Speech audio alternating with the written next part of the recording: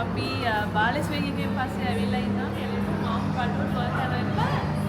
ඒකත් එක්ක අපි මෙතන තමයි ලන්ච් එක ගන්න හිතන්නේ.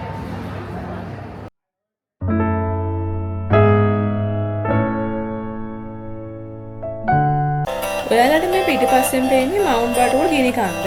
මේක අන්තිමටම ඇක්ටිව් වුණේ කවද්ද කියලා දන්න කෙනෙක් ඉන්නවා නම් පහලින් කමෙන්ට් එකක් දාන්න. මේ ගිනි කන්ද වලට හයික් කරන්න පුළුවන්. උදෙන්ම යනවා නම් තමයි ගොඩක්ම හොඳ.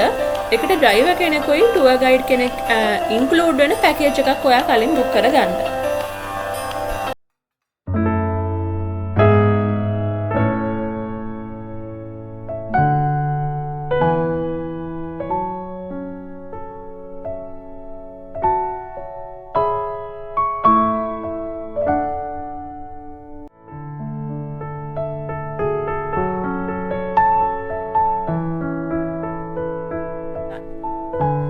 ඉන්ටර්නැෂනල් ලන්ච් බුෆේ එකක් අපි බුක් කරා. මේකත් එක්කම මවුන්ට් බටුල් view එක බලාගෙනම ඔයාලට ලන්ච් එක ගන්න පුළුවන්. එතන තියෙනවා ලස්සන රෙස්ටුරන්ට් එකක්.